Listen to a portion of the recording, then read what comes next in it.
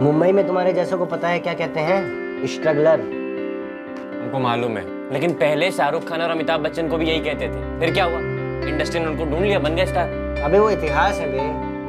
और तुमको कैसे पता चलेगा कि कौन सा प्रोड्यूसर या डायरेक्टर तुमको ढूंढ रहा है? और उनको कैसा पता चलेगा कि बनारस के इस वीर का आगमन अब फिल्म नगरी में हो चुका? बताओ। यही तो आपको नहीं ना मालूम भैया। आजकल सोशल मीडिया का जमाना है और उस पे हमने इश्तिहार पढ़े हैं, looking for 20 to 25 year good looking handsome boy. बिना किसी सहारे के ये निखिल ने क्या कानपुर मुंबई लगा रखी है? कोई गंभीर समस्या तो नहीं है ना?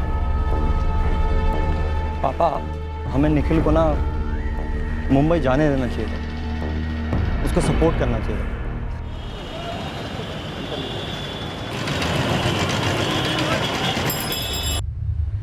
सर ये लड़का 15 मार्च को वाराणसी से भागा था और 16 मार्च को उसका फोन कानपुर में स्विच ऑफ हो गया। मुंबई जाने वाला यहाँ क्यों आया कानपुर में? आशीष, सर तुम इस केस में लग जाओ। ये भी हो सकता है कि यहाँ इसलिए आया हो क्योंकि इसे यहाँ से किसी के साथ मुंबई जाना हो। जवान लड़का, पता करो।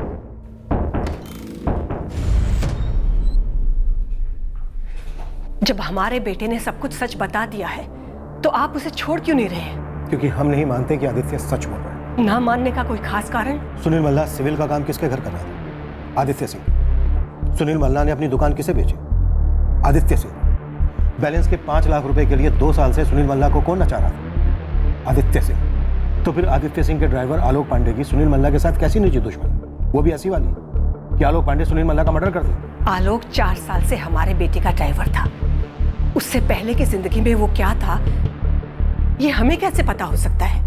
ड्यूटी के बाद की उसकी अपनी निजी जिंदगी थी और सबकी जिंदगी जो दिखती है वैसी ही हो ये जरूरी तो नहीं ना। मंजू, तुम्हें क्या लगता है आलोक ने सुनील को क्यों मारा होगा? मैम, हमको तो रत्ती भर भी आइडिया नहीं है। दरअसल हमें तो यकीन ही नहीं हो रहा कि ये सब क्यों और कैसे हुआ। मंजू,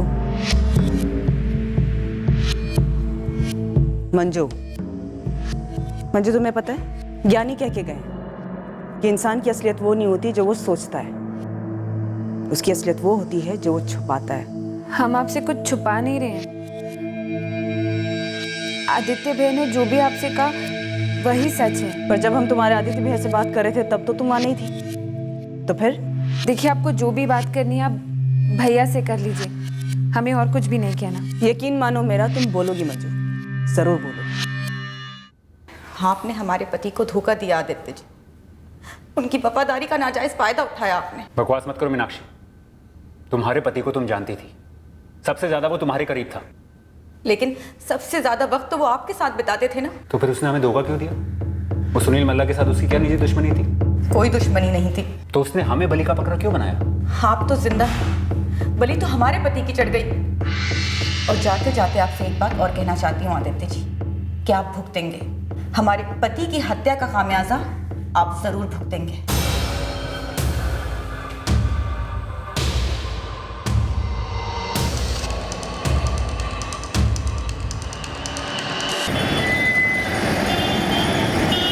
पहली बात तो हमको यही समझ में नहीं आ रहा है कि वो जाकर कानपुर क्यों गया होगा।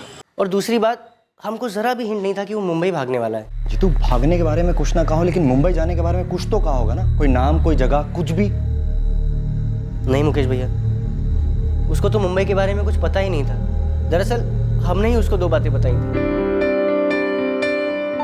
मुंबई में तुम्हारे जैसों को पता है क्या कहते हैं? स्ट्रगलर। उनको मालूम है, लेकिन पहले शाहरुख खान और अमिताभ बच्चन को भी यही कहते थे। फिर क्या हुआ? इंडस्ट्री ने उनको ढूंढ लिया, बन गए स्टार। अबे वो इतिहास है बे।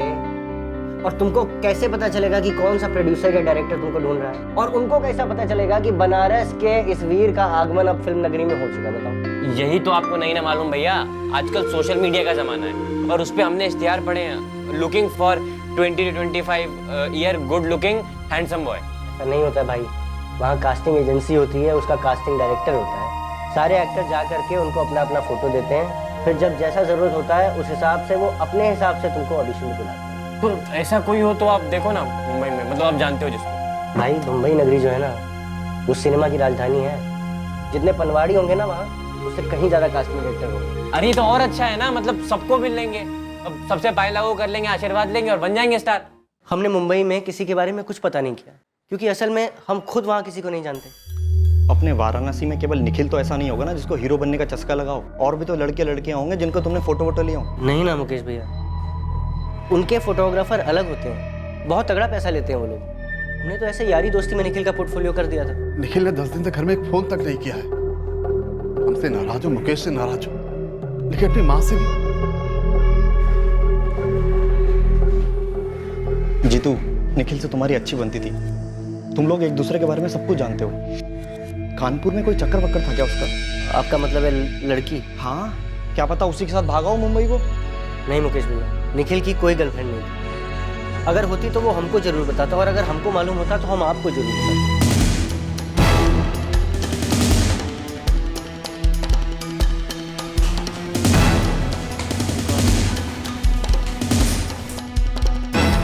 भाई हम लोग भी रोज तस्वीरें देखते हैं, ऐसा नहीं कि याद नहीं रहती। या देख, अगर इस फेस की कास्टिंग किसी मेल लीड रोल में हुई होती ना तो पक्का याद रहता, लेकिन यहाँ पर ये कोई है ही नहीं। पर वाराणसी में जहाँ से भाग कर आया, वहाँ किसी का ये सभी कुछ है। तू अपने डाटा चेक कर और तेरे कॉन्टैक्ट्स में जितने भी कास्टिंग एजेंसीज है ना, वहाँ पे इसका फोटो घुमा दे। लेकिन यार सुल्तान, दर्जनों कास्टिंग एजेंसीज हैं और हजारों स्ट्रगलर्स घूम रहे हैं।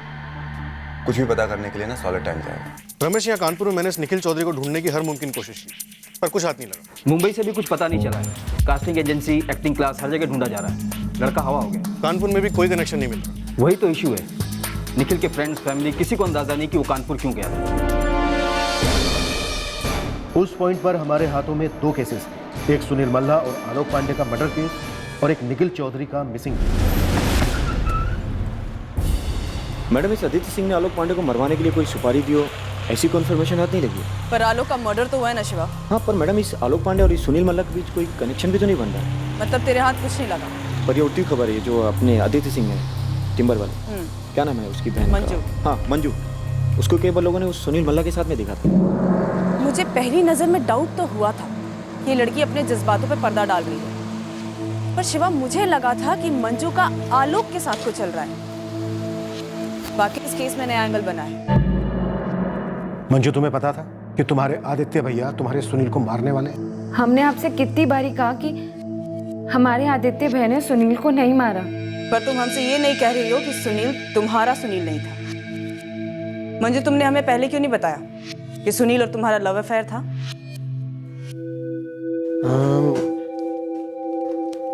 हमारे हिसाब से ये रंग आपकी दीवारों का भी पसंद आएगा।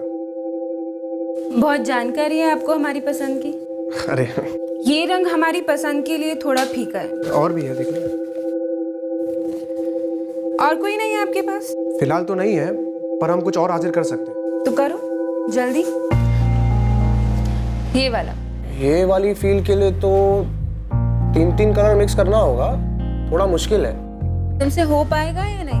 होगा ना, तुम चाहो तो हम कर देंगे। कभी किसी और के लिए किए? हाँ, नहीं, आज तक तो नहीं। Thank you. वेलकम।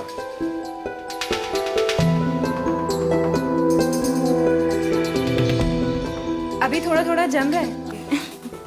हाँ, अभी अच्छा लग रहा है।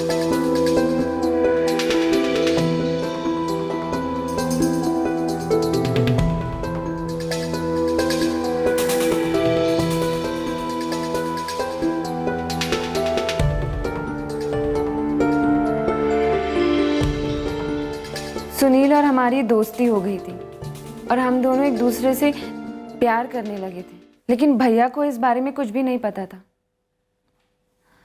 पर माँ को सब कुछ पता चल गया था।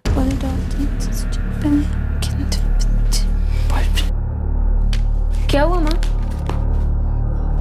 सुनील मल्ला, आज हमें पहली बार शुक्र महसूस हो रहा है कि तुम्हारे पापा जिंदा नहीं है ये दिन देखने के लिए। माँ चुप।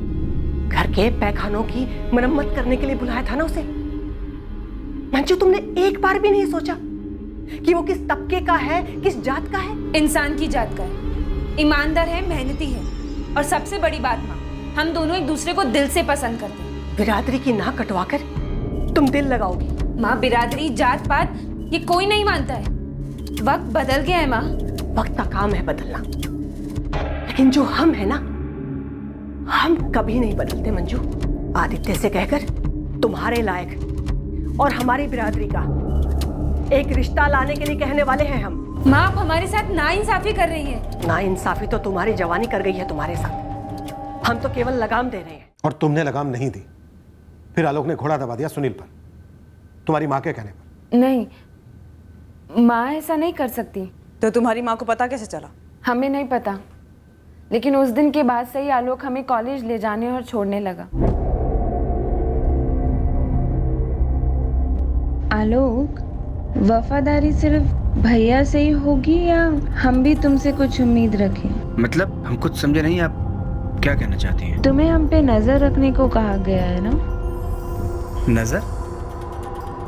कि हम कब, किससे और कहाँ मिलते हैं? हमको बोला गया है कि आपको कॉलेज लेके जाना है और कॉलेज से वापस घर लाना है, और कुछ नहीं बोला हमको।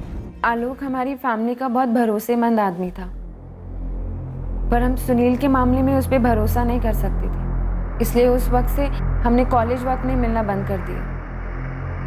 फिर पिछले साल हमारी ग्रेजुएशन कंप्लीट हो गई और मिलना भी फिर से शुरू हो गया, और तुम पकड़ी गई। हम पकड़ी नहीं गए। हम लोग इतना सीक्रेटली मिलते थे कि पकड़े जाने का कोई चांस ही नहीं था। चांस था, इसीलिए तो सुनील मारा गया। लेकिन माँ और भैया इस वजह से सुनील को नहीं मार सकते, और हमें नहीं पता सर कि आलोक की क्या प्रॉब्लम थी सुनील से। मंजू, अगर तुमने इस बात का खुलासा पहले कर दिया होता तो किस किस से प्रॉब्लम थी, इस बात का खुलासा काफी पहले हो जाता। सर, हमको तो ये समझ में नहीं आ रहा है कि जैसे निखिल चौधरी का दोस्त होकर हमने बहुत बड़ा गुनाह कर दिया, वहाँ उसके माँ बाप हमारे पीछे पड़े हुए हैं, और यहाँ आप लोग ऐसे हमसे पूछताछ कर रहे हैं कि जैसे हमने जानबूझ के उसे कहीं छुपा रखा हो। हम तुमसे सिर्फ इतना जानना चाहते हैं कि निखिल ने तुम्हें कोई अंदेशा दिया था कि वो कानपुर क्यों जा रहा है, किससे मिलने, मुंबई में कहाँ रहने वाला है? सर, हमको इतना भी पता नहीं था कि वो मुंबई जाने वाला है, वो भी घर से पैसे चुरा कर, और हमको ज़रा भी भनक नहीं थी सर कि कानपुर से उसका क्या ताल्लुक है। न जाने किस चक्कर में फंस गया बेचारा। वैसे सर एक बात बोले, बड़ा अच्छा सीधा साधा भोला भाला सा लड़का है सर निखिल। उसने तुमसे पोर्टफोलियो बनवाया, तुमने मुंबई में कास्टिंग डायरेक्टर्स के बारे में उसे बताया। तो कौन सा महापाप कर दिया सर? हमको तो ये समझ में नहीं आ रहा है आप लोग हमारे पीछे क्यों पड़े हुए हैं। कीड़े पड़े उस आदित्य को, क्यों हमारे बेटे ने उसको दुकान बेची, क्यों मार डाला उसने मेरे सुनील को। पुलिस का कहना है कि पैसों के लिए नहीं मारा सुनील, तो फिर उनका कहना है कि आदित्य ने भी नहीं मारा। पगला गई है क्या पुलिस? उन्होंने बताया कि आदित्य की बहन मंजू के साथ कोई चक्कर था सुनील का, और जब सावित्री को पता चला तो उसने मरवा दी। सिर्फ इसलिए कि हमारी जात अलग है। सर, सावित्री और आलोक के बीच में कभी फोन कॉल्स नहीं हुए हैं, शायद फेस टू फेस बात हुई होगी, उसके बाद ही आलोक ने जाके सुनील को मारा होगा। बट सर, आलोक को मारने के लिए हत्यारे हायर किए गए होंगे। आदित्य सिंह, उसकी बहन मंजू और माँ सावित्री तीनों डबल मर्डर से लिंक्ड हैं, पर इस वक्त हमारे हाथ कोई सबूत नहीं लग रहा, क्योंकि सबसे बड़ा सबूत आलोक पांडे मारा गया। आपको लगता है कि आप ऊट पटांग कहानियां बनाएंगे, हम डर जाएंगे और उसके बाद कह देंगे कि हाँ, आलोक को बोलकर सुनील को हमने ही मरवाया है, क्योंकि हमारी बेटी हमारे हाथ से निकल रही थी, और उसके बाद हमने आलोक को भी साफ करवा दिया। आलोक तो जिंदा रहा नहीं है ये बताने के लिए कि उसे ट्रगल दबाने के लिए किसने मजबूर किया, लेकिन मैं इतना दावे के साथ कह सकता हूं सावित्री जी कि आलोक ने खुद से सुनील को नहीं मारा। हाँ, हम नाराज थे अपनी बेटी से, सुनील के और उसके रिश्ते को लेकर, और इस रिश्ते के बारे में आदित्य ने ही हमें बताया था। आदित्य ने सुनील और मंजू को मिलते हुए रंगे हाथ पकड़ लिया था। जी,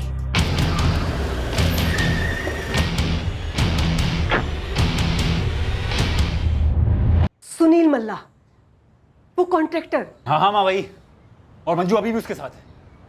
जी तो क्या घसीट कर ले आऊं उसे यहाँ पर और कत्ल कर दूं का। ना बेटा ना, तुम कुछ मत करना, ये लोग होते ही ऐसे हैं, हमारी बेटियों को प्यार मोहब्बत की बातों में फंसा लेते हैं। मैं मंजू से बात करूंगी। हाँ माँ, इसीलिए हमने तब के तब कुछ नहीं किया, लेकिन समझा देना मंजू को कि आज के बाद उस लड़के से सारे रिश्ते नाते तोड़ ले, और आज के बाद आलोक जाएगा कॉलेज उसे लेने और ड्रॉप करने। उस एक ही बार बात हुई थी हमारे मंजू के साथ, और हमें तो मालूम भी नहीं था कि उन दोनों का मिलना फिर भी चलता रहा। ना ही कभी आदित्य ने हमें बताया और ना ही आलोक ने। और सर, हमें नहीं लगता कि उन दोनों को भी इस बारे में कुछ भी पता होगा। सावित्री जी, लगता है आप और आपका बेटा आदित्य फुटबॉल बहुत अच्छी खेलते हैं। आप आदित्य की तरफ धकेल रहे हो और आदित्य आलोक पांडे की तरफ। लगता है दोनों एक ही टीम में खेल रहे हैं। और हमें लग रहा है कि आपने पहले से ही तय कर लिया है कि कौन सी टीम को हराना है और कौन सी टीम को जिताना। सुनील और आलोक मारे जा चुके हैं सावित्री जी, जिंदगी हार गई। दुख है हमें इस बात का, लेकिन वो मैच हम नहीं खेल रहे थे इंस्पेक्टर साहब। हम वैसा मैच खेलते ही नहीं। हम सीधे जाकर सुनील के पिता से मिलते और उन्हें सब सच बताते। हम एक बार फिर से दोहराना चाहेंगे, हमने किसी को नहीं मारा और हम पूरे दावे के साथ कह सकते हैं कि हमारे बेटे आदित्य ने भी ऐसा कुछ नहीं किया है। सर, आदित्य की कस्टडी के 3 दिन बाकी हैं और हमारे पास उसे एक्सटेंड कराने के कोई ग्राउंड्स नहीं है। यस सर, और ना ही उसकी माँ के खिलाफ कोई सबूत है। ऐसा कैसे हो सकता है कि हमें उन आदमियों के खिलाफ कुछ नहीं मिल रहा है जिनका जिक्र आलोक पांडे ने फोन पर किया था? वो हत्यारे हैं। उन्होंने सिर्फ आलोक का कत्ल नहीं किया है, बल्कि इस केस की सच्चाई को भी दबा डाला है। सर, बड़ी चट्टान गांव जहां लोग मारा गया, वहां के सारे हिस्ट्री शीटर्स को खंगाला, पर इंफॉर्मेशन का एक तिनका नहीं मिला। क्या ये केस हमारे हाथ से छूटता जा रहा है? क्या कुछ और है आलोक और इसके कत्ल के बारे में जो हम क्रैक नहीं कर पा रहे हैं?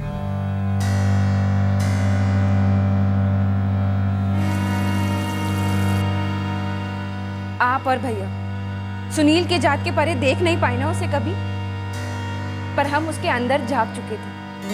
वो वाकई में ही अच्छा इंसान था। हम मिलते थे उसे और उसी से ही हम शादी करने वाले थे। भाग के ही सही माँ, पर आपने मार डाला। आपने हमारे प्यार को मार डाला माँ। क्या कहा तुमने? आपने और आदित्य भैया ने मिलकर आलोक से सुनील को मरवा दिया और फिर आलोक को भी मरवा दिया।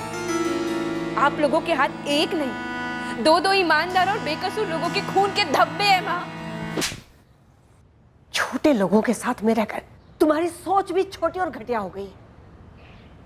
अपनी माँ पर इल्जाम लगा रही हो। तो फिर आलोक ने सुनील को क्यों मारा माँ? और फिर आलोक को किसने और क्यों मारा?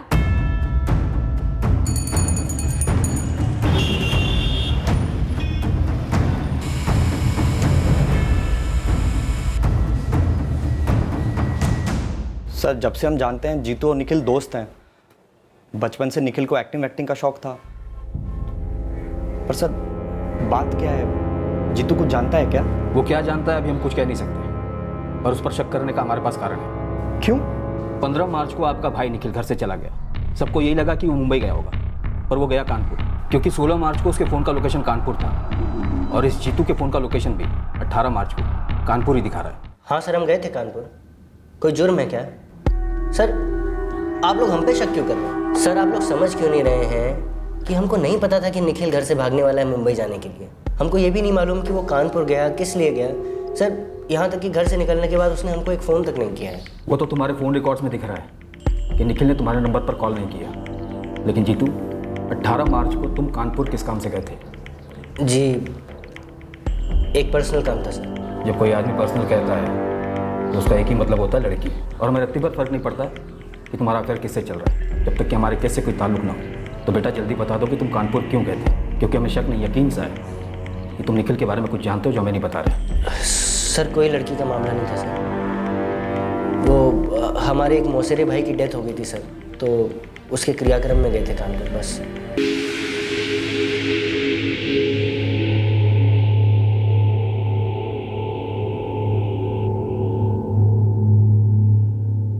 पुलिस कह रही थी कि हम दोनों ने मिलकर साजिश रची है सुनील को और आलोक को मार डालने की। सच बताना बेटा, क्या ये सब तुमने किया है? माँ, मत पड़ो इन सब में। परसों हमारी जमानत की हियरिंग है, बेल हो जाएगी, हम बाहर आ जाएंगे। सुनील और आलोक को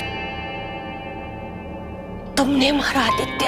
मैं सुनील मंजू के साथ खिलवाड़ कर रहा था और उस बेवकूफ को वो बात समझ में नहीं आ रही थी, और सुनील समझ गया था कि वो समझती नहीं है। इसलिए वो उसके जरिए हमारा, तुम्हारा, हमारी खानदान का, हमारी बिरादरी का मजाक उड़ा रहा था। सेठ, एक बात बोलनी प्राइवेट में। छोटा मुंह बड़ी बात। आपकी बहन मंजू, क्या हुआ? वो लड़का है ना जिसने आपके घर मरम्मत की थी, वही जिसने पुताई पुताई की थी आपके यहाँ। अरे वही जिससे आपने वो दुकान खरीदी थी। सुनील? हाँ सुनील, वो आपकी बहन मंजू को घुमा रहा है। मैंने सामने से तो नहीं देखा है, लेकिन खबर पक्की है कि दोनों मिलते हैं। और एक खबर और है, सुनील का एक कड़िया है, मैं जानता हूँ। बातों बातों में बोल पड़ा कि बोलते रहे आदित्य सेठ को कि मेरे सुनील भाई के पैसे दे दे, वरना सुनील मंजू को तब तक घुमाता रहेगा जब तक आदित्य सेठ पैसे नहीं दे देते। हाँ, मैंने तो जो सुना वो बताया सिर्फ। मेरा कॉलर पकड़ कर क्या होगा सेठ? माँ, अगर हम मंजू को बोलते कि हमसे पैसा निकलवाने के लिए सुनील उसका इस्तेमाल कर रहा है, तो उस पर रत्ती भर भी फर्क पड़ता?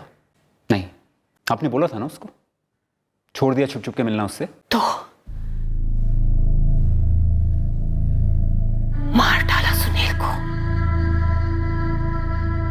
लेकिन बेटा आलोक की क्या गलती थी? वो तो हमारा वफादार था ना। माँ, हमने किसी को नहीं मारा। वहां एक गवाह भी था, उसने देखा आलोक को गोली चलाते हुए, और फिर आलोक वहां से भाग गया। बस यही सच है और कुछ नहीं। झूठ बोल रहे हो तुम आदित्य। जो भी करना था, सुनील को जान से मारने की क्या जरूरत थी? तुम उसके पैसे लौटा देते, मैं सुनील के पिता से जाकर बात कर लेती, मंजू से उसका मिलना बंद करवा देते। आप घर जाओ, 3 दिन बाद हम घर वापस लौट रहे हैं। जो हुआ भूल जाओ।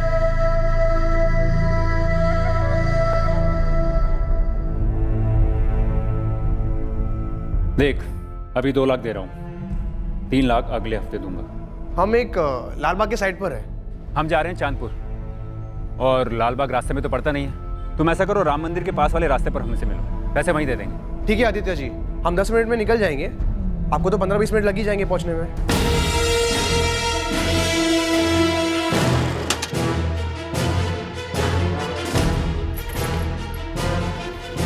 हेलो, चलो। आलोक, पहले राम मंदिर वाले रास्ते से जाएंगे, वहां सुनील को ये पैसे देने हैं। जी भैया। एक काम और करना है।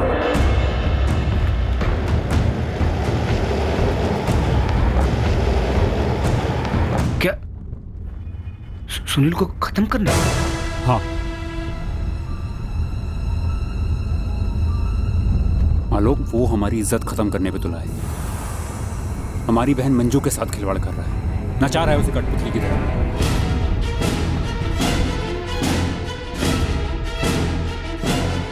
आलोक, तुम हमेशा से हमारे मुलाजिम कम और घर के सदस्य ज्यादा रहे हो। आज हमारी बहन की जिंदगी दांव पर है, हमारी मदद नहीं करोगे आलोक?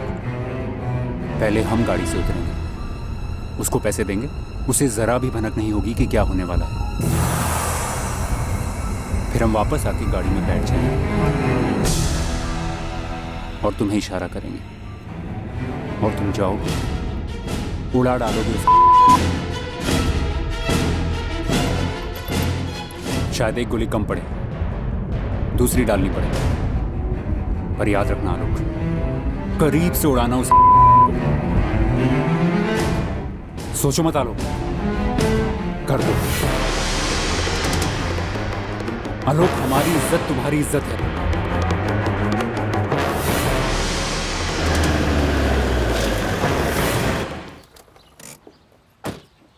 ये लो, पूरे 2 लाख हैं। बस बाकी ये 3 अगले हफ्ते दे दीजिएगा, जान में जान आ जाएगी। अरे तुम्हारी जान लेने का हमारा कोई इरादा नहीं है। अगले सोमवार फोन पर बात कर लेंगे, बाकी बैलेंस तब क्लियर कर देंगे।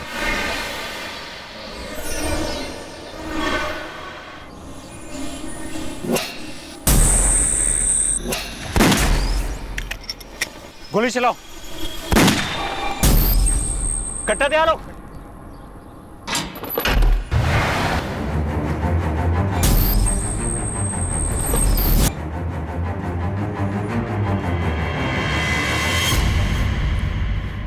क्या हुआ?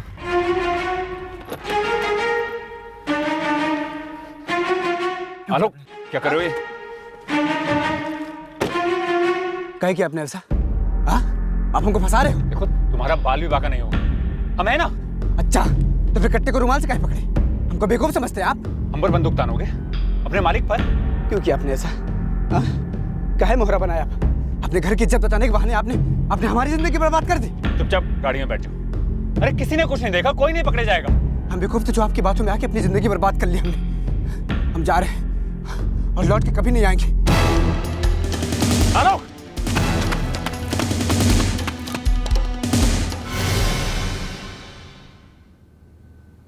सच बताना बेटा, क्या ये सब तुमने किया है? माँ, अगर हम तुम्हें बता दें कि हाँ, हमने ही आलोक के हाथ सुनील को मरवाया है, तो तुम्हें लगेगा कि हमने ही आलोक को भी मरवाया है। पर यह बात सही नहीं है।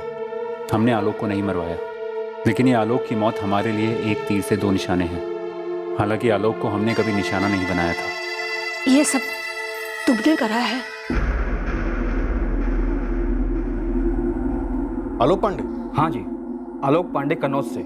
जैसे मैंने नाम सुना, मुझे आपका केस याद आया। तो तुम्हारे मौसी का बेटा जो मर गया, जिसके क्रियाक्रम में तुम गए थे, कहाँ रहता? नाम क्या था? आग कहाँ दी गई उसे? आग तो कानपुर में ही दी गई और उसका नाम था आलोक पांडे। तो तुम्हारा ये मौसेरा भाई आलोक पांडे मरा कैसे? आपने तो मतलब क्लास ही लगा दी हमारी सर। आपने हमसे पूछा कि कानपुर क्यों गए थे, हमने बता दिया। अब सर आप तो बाल की खाल निकाल रहे हैं सर। अब क्या आलोक पांडे के बारे में हर बात पूछेगा हमसे? 2-3 बार आलोक पांडे जब ये नाम कानों पर पड़ा, तब अचानक से एक बात खनकी। कहीं ये आलोक पांडे वही तो नहीं, आपके डबल मर्डर केस वाला? हाँ वही है। ये सिर्फ एक इत्तेफाक है या फिर इन दोनों केसेस में कोई कनेक्शन है? सर, एक वाराणसी का मिसिंग केस है निखिल चौधरी का, जो शायद मुंबई भाग गया था, और दूसरा इंटरकास्ट डबल मर्डर केस है कानपुर का। अब कनेक्शन ये है कि निखिल, उसका दोस्त जितेंद्र तिवारी, कानपुर के विक्टिम आलोक पांडे का मौसेरा भाई है। सिर्फ निखिल चौधरी की स्टोरी भी अलग है। हीरो बनने के लिए निकला वाराणसी से वाया कानपुर, शायद मुंबई के लिए, लेकिन अपना कानपुर में और ना ही मुंबई में उसका कोई अता पता नहीं।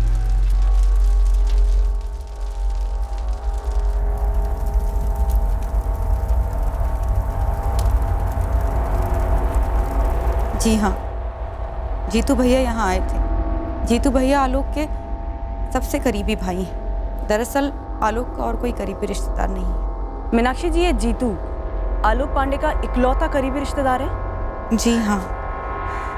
लेकिन आप ये सब क्यों पूछ रही हैं? क्या जीतू का इसमें कोई हाथ है?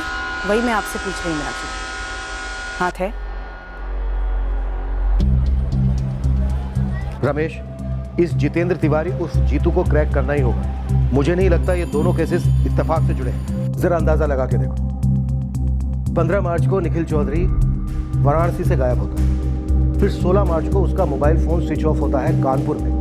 उसके बाद उसका खास दोस्त जितेंद्र तिवारी उस जीतू 18 मार्च को कानपुर आता है अपने कजन आलोक पांडे के क्रियाक्रम, जो 16 मार्च की रात और 17 मार्च की सुबह के बीच हुआ। हाँ सर, मुझे भी इस जीतू पर तगड़ा डाउट जा रहा है। इसकी तुड़वाई शुरू कर देता हूँ। ये दोनों केसेस हमें एक दूसरे से जुड़े हुए लग रहे हैं। इतना बड़ा इत्तेफाक तो नहीं हो सकता। हमारे इस केस की हकीकत जुड़ी है इन 4 डेट्स के बीच, 15 और 16 मार्च की रात, 17 मार्च की सुबह और 18 मार्च, जिस दिन आलोक पांडे का क्रियाक्रम किया गया था। बस ये जितेंद्र तिवारी और जीतू क्रैक हो जाए, उसके बाद हमारा केस भी क्रैक हो जाएगा।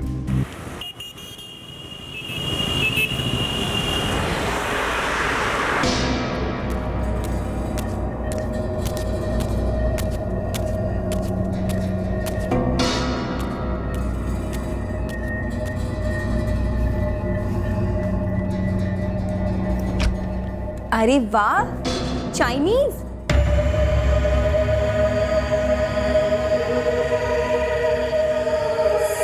कोई पार्टी वार्टी है क्या? किस खुशी में? परमानेंट ड्राइवर की नौकरी लग गई ट्रैवल एजेंसी में, और पगार भी ज्यादा है, तो पार्टी तो बनती है ना। अरे वाह।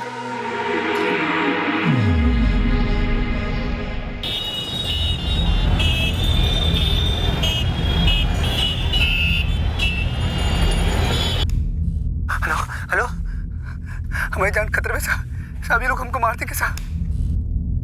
ये जो साजिश है, इसका थोड़ा बहुत स्केच बना लिया हमने। अब तू हमें ये बता कि एक्चुअल में क्या हुआ था।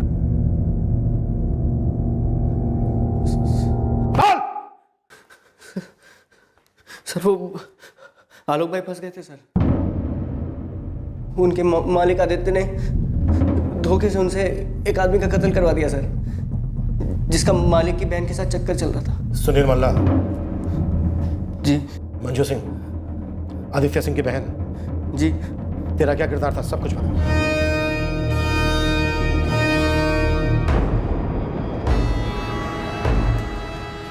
अरे आलोक भाई कहाँ थे आप? अभी मीनाक्षी भाभी का फोन आया था, बहुत डरी हुई थी वो।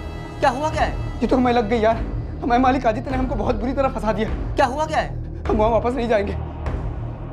आदित्य ने हमको ये कट्टा हमको थमा दिया और हम चला दिए यार। हमको पता नहीं क्या हो गया था, इस कट्टे से हमने एक आदमी की जान ले ली। जान ले ली? कौन आदमी? सुनील मल्ला नाम था उसका। उससे हमारा कोई लेना देना नहीं था, ना दुश्मनी थी और ना ही दोस्ती थी। मालिक ने बोला और हम चला दिए यार।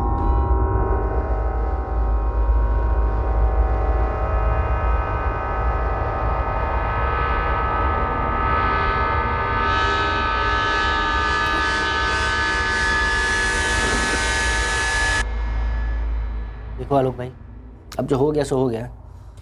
तकदीर में लिखा था उसको बदल तो सकते नहीं। अभी मीनाक्षी भाभी का फ़ोन आया था, बहुत ज़्यादा रो रही थी। मैंने उनको बताया नहीं कि आप यहाँ पर हो, पर वो बता रही थी कि पुलिस वालों ने बोला है कि आपको गोली चलाते हुए किसी ने देख लिया।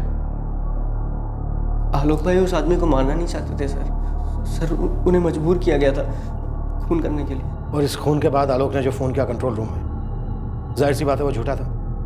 कोई पीछा विछा नहीं कर रहा था, है ना? हाँ सर, कोई पीछा नहीं कर रहा था। तो फिर बलि का बकरा किसे बनाया? निखिल चौधरी को? यार जीतू, हम रात भर सो नहीं पाए, 5 मिनट के लिए भी नींद नहीं आई। यार ऐसे बिना सोए छुपते छुपाते आप कितने दिन निकाल लोगे? और आपके पास छुपने की कोई जगह भी नहीं है। जगह है। कहाँ? सरिता है? उसको लेके आओगे बीच में? हम हमेशा से सरिता के साथ ही रहना चाहते थे। इस सब मर्डर वर्डर के बीच में आप यहाँ से मुंबई जाकर के रहोगे? पुलिस आपको ढूंढ लेगी, वो तो बेकार में फंस जाएगी। अगर हम मर गए तो? क्या? अगर हम यहाँ मर गए तो? मर गए तो मतलब क्या होता है यार? मर क्यों जाओगे यार? देखो जीतू, अगर हम यहाँ मरे ना तो पुलिस हमको ढूंढना बंद कर देगी और हम यहाँ लौट के वापस कभी नहीं आएंगे। मुंबई चले जाएंगे और वहीं हमेशा रहेंगे सरिता के साथ। आप ना सटिया गए, बावले हो गए हो। बावली तो हमारी तकदीर हो गई। बैठे बिठाए एक अच्छा भरोसेमंद ड्राइवर से कातिल का ठप्पा लग गया चेहरे पे। ठप्पा तो हटा नहीं सकते, तो चेहरा तो बदल सकते हैं ना। देखो जीतू, अगर हम यहाँ मर गए ना तो मीनाक्षी को कभी झूठ नहीं बोलना पड़ेगा कि हम उससे प्यार करते हैं, और सरिता से भी कह पाएंगे कि हम उससे शादी करना चाहते हैं। आलोक भाई, आप यहाँ पर मर करके बम्बई में कैसे जिंदा हो जाओगे? जीतू, तुम समझ नहीं रहे हो। हम नहीं मरेंगे, हम ना किसी और को मारेंगे जो हमारे जैसा दिखता होगा, जो हमारी कदकाठी का होगा। जीतू, हम दुनिया को यकीन दिलाएंगे कि आलोक पांडे मर चुका है। फिर जैसे आदित्य ने हमको फंसाया ना, वैसे हम उस आदित्य को फंसाएंगे अपने कत्ल के इल्जाम में और उस सुनील के कत्ल के इल्जाम में। आदित्य जेल में कैद होगा और हम बंबई में आजाद होंगे हमेशा के लिए, इस कत्ल से और मीनाक्षी से। आलोक भाई देखो, प्लान तो सही है, पर हम लोग मारेंगे किसे? आपकी कदकाठी वाला आदमी हमको मिलेगा कहाँ?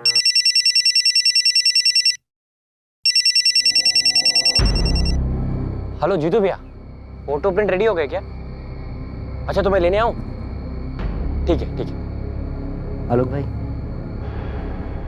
एक लड़का है निखिल, इसकी कदकाठी भी लगभग आपकी जैसी है। अपने काम आ सकता है क्या? हाँ, आ तो सकता है।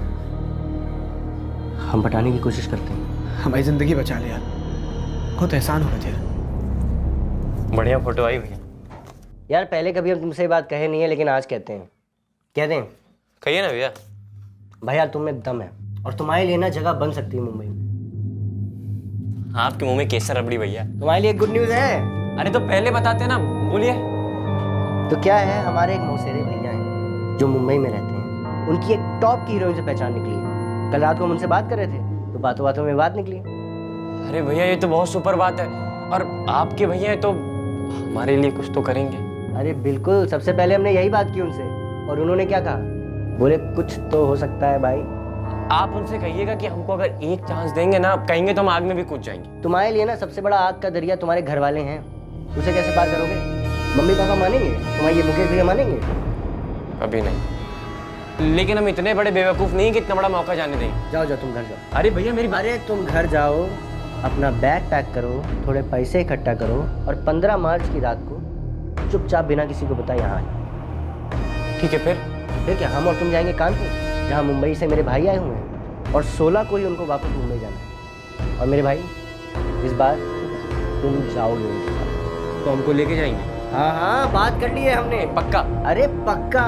बस एक बात का ख्याल रहे कि हमारी ये जो बातचीत है ना, इसके बारे में यार किसी को पता नहीं चले, वरना तुम्हारा मुंबई जाने का सपना ना धरा का धरा रह जाए। अरे नहीं नहीं, गंगा मैया कसम नहीं बताई। शाबाश।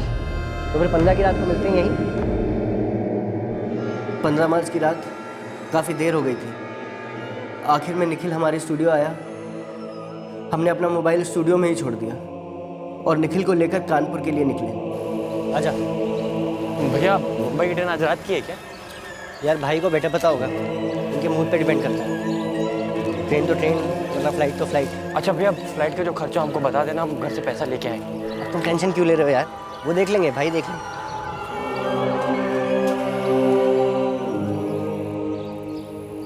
आलोक भाई के पास आदित्य सिंह का दिया हुआ कट्टा था और कुछ गोलियां भी बची थी उनके पास।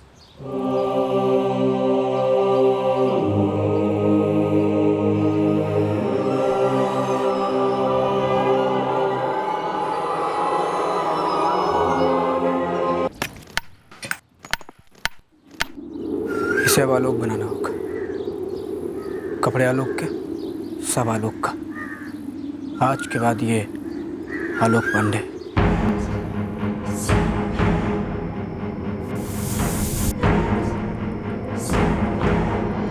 आलोक भाई ने वहीं पे अपना मोबाइल ऑन किया और पुलिस कंट्रोल रूम में फ़ोन किया, और उसके बाद हमने निखिल के शव को आग दी।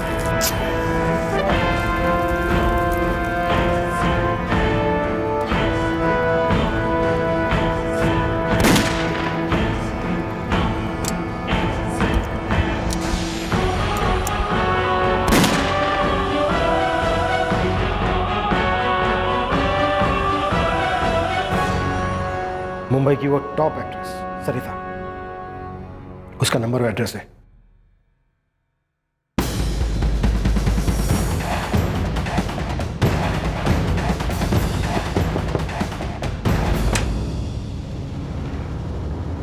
जी आलोक पांडे को बुलाइए। आलोक? क्या है? आलोक पांडे, एक गलत आदमी की चिता को अग्नि देने की बात सुनकर तेरी बीवी बहुत सदमे में है। चल, अब तेरी चिता रेडी हो चुकी है। एक सेकेंड, आपको कोई गलत फहमी हुई है। आलोक शादीशुदा नहीं है। आप सरिता? जी। ये ना सिर्फ शादीशुदा है बल्कि एक बच्ची का बाप भी है। अपने हाथों से हुए खून से बचने के लिए इसने एक मासूम की जान ली, उसे अपनी पहचान दी। ये ना सिर्फ ढोंगी है बल्कि खूनी भी है।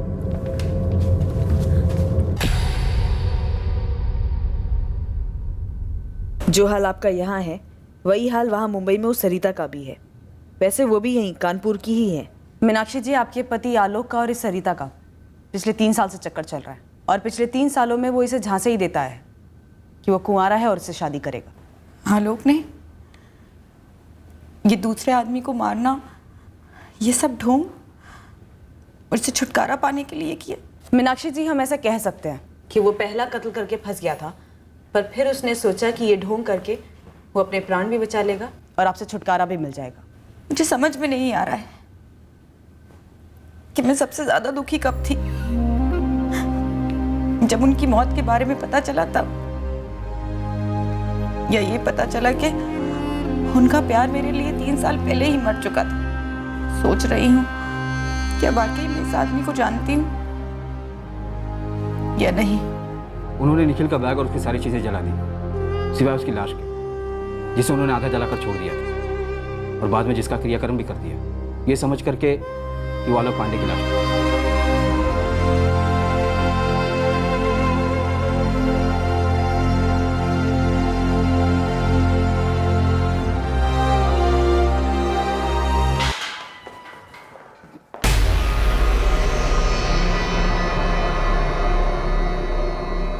आदित्य, ये आलोक है। आलोक, ये आदित्य। तुम दोनों पहले से एक दूसरे को जानते हो ना? अब जेल में बैठो और अपना दिमाग लड़ा के एक नई कहानी बनो अपनी सफाई में।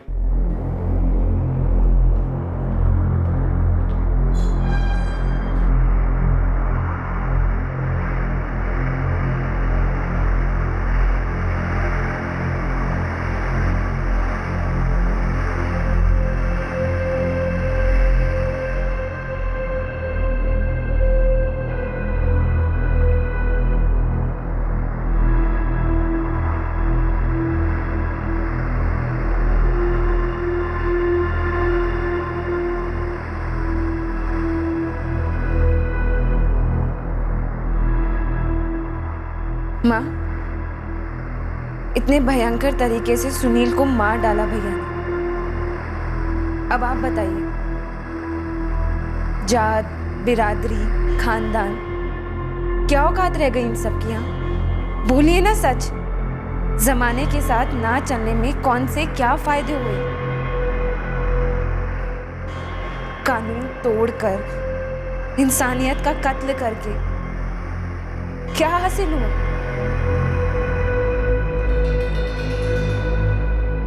सुनील मल्ला और निखिल चौधरी दोनों के मर्डर्स, दोनों ही कोशिश थी एक परफेक्ट क्राइम को प्रेजेंट करने की।